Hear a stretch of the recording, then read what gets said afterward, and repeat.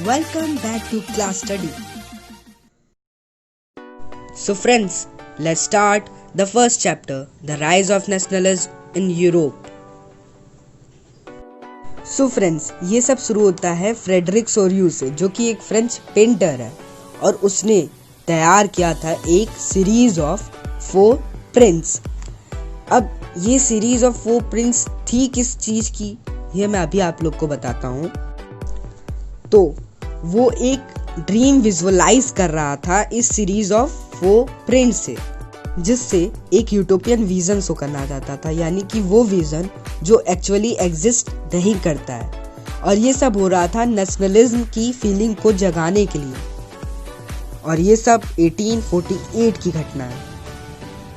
तो अब स्टार्ट करते हैं अपना पहला टॉपिक, जो है the French revolution and the idea of the nation.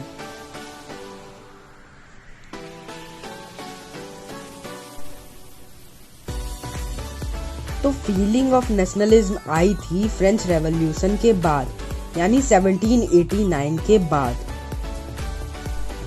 तो फ्रांस में किंग रूल करता था 1789 से पहले, और किंग के पास अनकंट्रोल पावर होने की वजह से फ्रेंच रेवोल्यूशन हुआ था। और फ्रेंच रेवोल्यूशन के बाद क्या क्या बदलाव आए, जैसे कि जो पावर था ना मोनार्क के पास, वो कॉमन पीपल के पास आ चुका था, जिससे कि रिच फैमिलीज को पावर मिल चुकी थी कि वो एक नया कॉन्स्टिट्यूशन फ्रेम करे। तो वो लोग कॉन्स्टिट्यूशन पे कम और चेंजेस पे ज्यादा फोकस कर रहे थे, और उन लोगों ने फ्रांस का फ्लैग ही बदल दिया और फ्रेंच को नेशनल लैंग्वेज बना दिया, और एक नया नेशनल एंथेम कंपोज कर दिया, और कंट्री के लिए ओथ भी ले चुके थे वो लोग। जो स्टेट जनरल कॉमन पीपल का था, उसे नेशनल असेंबली बना दिया। अरे अचानक इतना पावर आया तो कुछ एंजॉय तो करेंगे ही, और इंटरनल कस्टम ड्यूटीज को एबोलिश कर दिया। अब इसके बाद क्या हुआ, जैकोबिन क्लब की फॉर्मेशन हो चुकी थी और नेशनलिज्म के आइडिया का प्रचार हो रहा था। ये लोग बहुत खुश थे, लेकिन तभी नेपोलियन बोनापार्ट आ गया, जो कि खुद को फ्रांस का एम्परर घोषित कर चुका था 1804 में। और तभी सिविल कोड भी आया, यानी नेपोलियनिक कोड 1804। अब तुम लोग सोच रहे होगे, यार नेपोलियन बोनापार्ट के बारे में तो पिछली क्लास में पढ़ा था, पर ये सिविल कोड क्या है? तो इस पे क्वेश्चन बन सकता है 5 मार्क्स का या फिर 3 मार्क्स का। तो चलो जल्दी से मैं तुम्हें कुछ पॉइंट्स बताता हूँ। तो पहला पॉइंट है, उन्होंने कानून के नजरिए में सबको बराबर कर दिया, चाहे वो अमीर हो या गरीब, सब इक्वल हो चुके थे, और सबके पास प्रॉपर्टी होने का एक कानून बना दिया। और जो फ्यूडल सिस्टम चला आ रहा था, उसे एबोलिश कर दिया। फ्यूडल सिस्टम यार वही जो फर्स्ट स्टेट, सेकंड स्टेट और थर्ड स्टेट थे। और पीजेंट्स जो कि सर्फडम से जूझ रहे थे, उन्हें आजाद कर दिया, और गिल्ड रेस्ट्रिक्शन को रिमूव कर दिया था टाउन्स में, टाउन्स यानी शहरों में, ये बात याद रखने वाली है। और ट्रांसपोर्ट और कम्युनिकेशन सिस्टम को इम्प्रूव कर दिया गया था, और ये जल्द से जल्द गरीबों का सुपरमैन बन चुका था।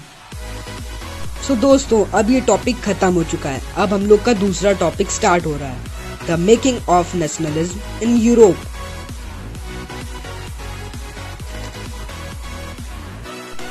ये बात है मिड 18th सेंचुरी की,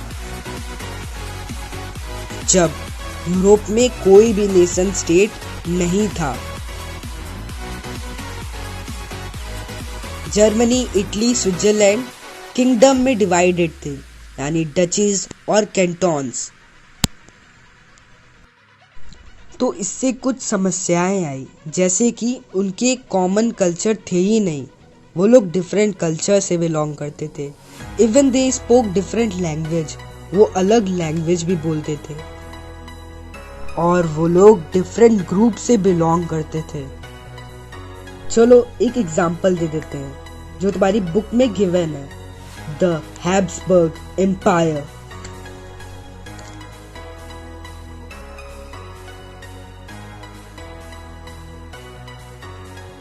और सोसाइटी दो डिविजन्स में भी डिवाइडेड थी। पहला डिवीजन था एरिस्टोक्रेसी। एरिस्टोक्रेसी मेनली वो लोग होते थे जो बहुत ही ज़्यादा रिच होते थे, हाईएस्ट क्लास के होते थे, और ज़्यादातर लैंड इन्हीं के पास था, और इनकी फैमिली मैरिज में कनेक्टेड होती थी, और ये लोग फ्रेंच लैंग्वेज भी बोलते थे। अब बात करते हैं सेकंड डिवीजन की, जो कि है पीजेंट्री। ये लोग मेजॉरिटी में तो थे, पर ये बहुत ज़्यादा गरीब थे, जिस वजह से एरिस्टोक्रेसी की लैंड का देखभाल यही लोग रखते थे। अब क्योंकि इंडस्ट्रियल चेंज हुआ था, जिस वजह से मिडिल क्लास उभर के आया। इसमें थे इंडस्ट्रियलिस्ट, डॉक्टर एटसेट्रा। इधर आपको बहुत से लोग मिल जाएंगे, इसके एग्जाम्पल की कमी तो बिल्कुल नहीं है।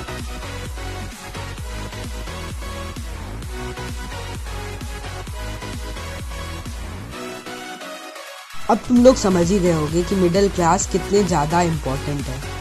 तो चलिए अब इनकी कुछ और बातें जानते हैं। ये लोग चाहते थे नेशन यूनिटी। नेशन यूनिटी यानी common culture, common language, common tradition, common history, यानी सबका कॉमन हिस्ट्री होनी चाहिए। कॉमन थॉट्स भी होने चाहिए, यानी सबकी सोच मिलती रहनी चाहिए, नहीं तो फिर नेशन यूनिटी कहाँ। जिस वजह से middle class family nation unity की डिमांड कर रही थी। अब बात आती है लिबरल नेशनलिज्म की। इस पे भी क्वेश्चन बन सकते हैं, तो चलो मैं तुम्हें कुछ पॉइंट्स बता देता हूँ। तो पहला पॉइंट है इंडिविजुअल फ्रीडम, यानी सभी लोग फ्री होने चाहिए। दूसरा पॉइंट है इक्वलिटी बिफोर लॉ, यानी कानून के नजरिए में सभी लोग इक्वल होने चाहिए। तीसरा पॉइंट है गवर्नमेंट विथ पीपल एग्रीमेंट, यानी गवर्नमेंट पीपल की सहमति से बननी चाहिए। और ऑटोक्रेसी रूल खत्म होने चाहिए। और अब पांचवा और आखिरी पॉइंट फ्रीडम ऑफ मार्केट्स, यानी मार्केट के लिए फ्रीडम होनी चाहिए। अब मेजर प्रॉब्लम्स क्या थी, ये मैं तुम्हें डायग्राम से ही समझा देता हूँ, क्योंकि डायग्राम वाली चीजें ज्यादा देर याद रहती हैं। तो मैन जिसके पास घर हो वो वोट दे सकता था। अरे नहीं, इतनी आसानी से कहाँ वोट देने का अधिकार मिलता है। तो वो मैन एज 21 से अबव होना चाहिए। दूसरी बात आती है state to state trade restrictions, यानी अगर तुम किसी स्टेट से कोई सामान एक्सपोर्ट कर रहे हो तो कुछ पैसे लगते थे, बाकी तो तुम लोग समझदार हो ही। तो अगर तुम लोग को ये वीडियो अच्छा लग रहा है तो लाइक कर देना, बहुत ज़्यादा अच्छा लग रहा है तो सब्सक्राइब कर देना। So please subscribe to my channel class study.